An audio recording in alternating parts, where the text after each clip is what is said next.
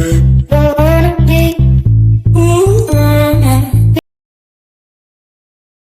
pas que c'est bien ou mal, c'est juste qu'il faut, il faut respecter le point de vue de l'autre. C'est-à-dire que si elle, elle se préfère comme ça, il faut le respecter, point la ligne. Après, je sais que par exemple, pour Kéline, elle s'est maquillée pendant 5 ans non-stop. Et moi, je disais à Kéline, en tant que, voilà, normal, en tant que pote, je lui dis, t'es plus belle au naturel que maquillée. Et elle a commencé à arrêter de se maquiller, à bronzer son visage. Et elle m'a dit, Dylan, merci, c'est un truc de ouf. Et tous les jours, elle me répétait, putain, je suis choqué. Je suis jamais sorti d'une maison pas maquillée. Et c'est sûr que c'est pareil avec d'autres femmes. Et Kéline, ça lui a permis de bronzer son visage. Elle se sent beaucoup plus belle au naturel. Elle se sent bien. Parce qu'en fait, elle croyait qu'au naturel, elle était moche. Et ça, c'est le complexe de beaucoup de femmes. C'est qu'elles pensent qu'au naturel, elles sont moches. Alors que moi, au naturel, je les trouve plus belles. Et en fait, je dis à la femme qu'elle est belle maquillée, mais que je la préfère au naturel. Et après, elle fait son choix. Mais je sais que Kéline, elle m'a énormément remercié sur ça. Le fait que je la mette à l'aise naturellement, qu'elle soit belle naturellement, que je lui dise.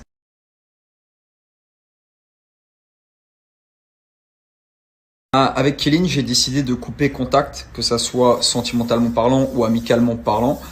Sentimentalement parlant, par rapport à ce qui s'était passé avec AD, le fait qu'elle avait mangé avec ses deux ex, Bastos et AD. Même pour certains, c'est pas grave. Et le fait qu'elle ramène aussi son ex chez moi, ça m'avait un peu gêné.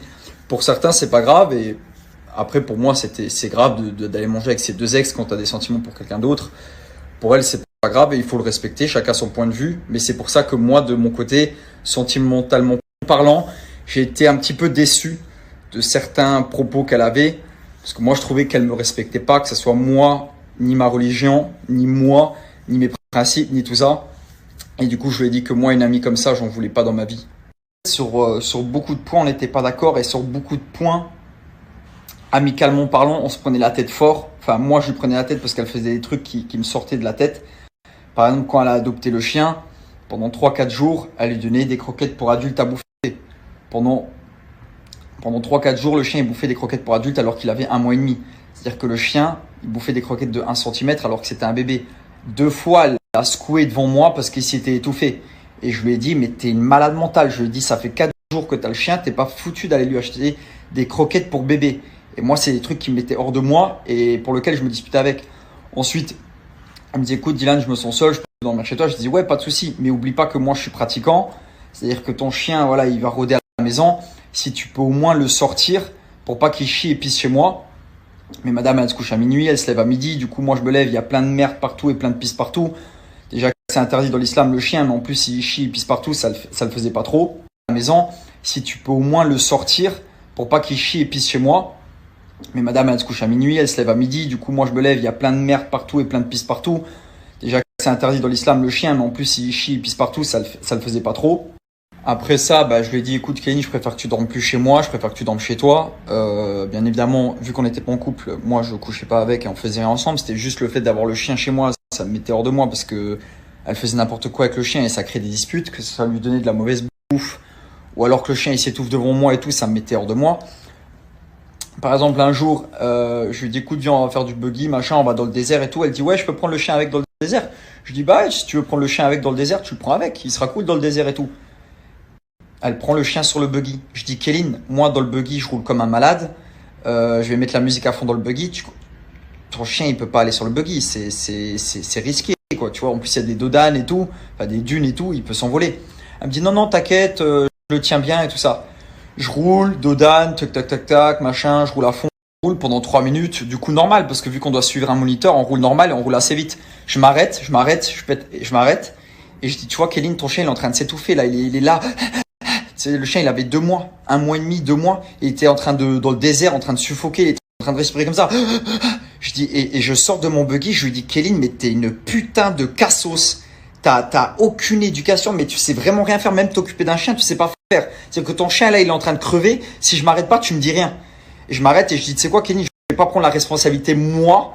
Après, on va dire c'est Dylan qui a tué le chien. Je vais pas prendre moi la responsabilité. J'ai dit, tu te bouges ton cul de mon buggy et tu te casses avec ton chien. Tu poses ton chien au sol. C'est pas normal que tu prennes un chien de 2 mois sur un buggy.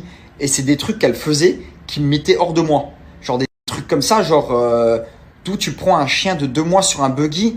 De mes propres yeux, il était en train de s'étouffer. Même le moniteur, il lui a dit, écoute, Kéline, c'est vrai que c'est pas adéquat pour le chien. Mais non, elle est butée, elle veut prendre son chien, faire des photos dans le désert et tout ça.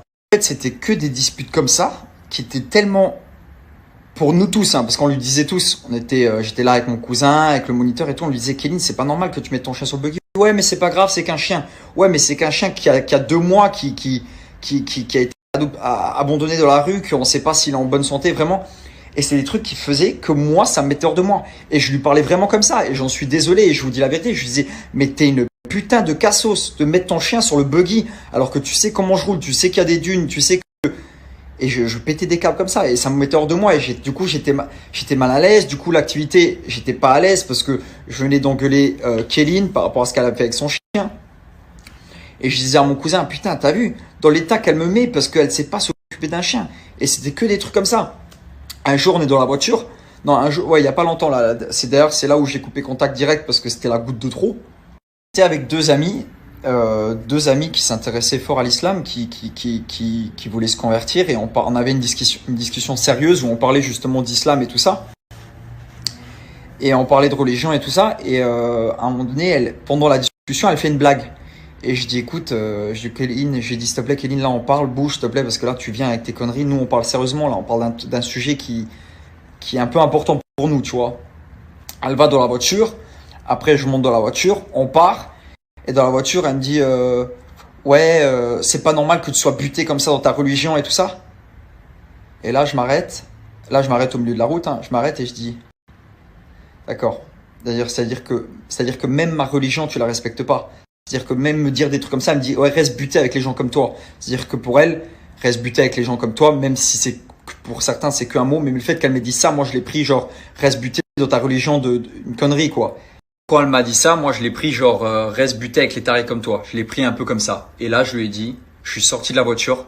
Je suis au milieu de la route, hein. Je suis sorti de la voiture et je vous le dis, j'ai pas honte. C'est-à-dire que je dois vous dire les trucs positifs qui se passent dans ma journée, comme je peux vous dire maintenant les raisons, parce que vous me posez tous des milliards de questions par rapport à moi et Kéline. Je suis sorti de la voiture, je l'ai fait sortir de la voiture, je lui ai dit écoute, sors de ma voiture, j'ai pris ses affaires, je les ai mis dehors et j'ai appelé un Uber, je l'ai fait monter dans l'Uber et je lui ai dit écoute, toi et moi, c'est-à-dire que toi, je ne te veux même pas en tant qu'ami.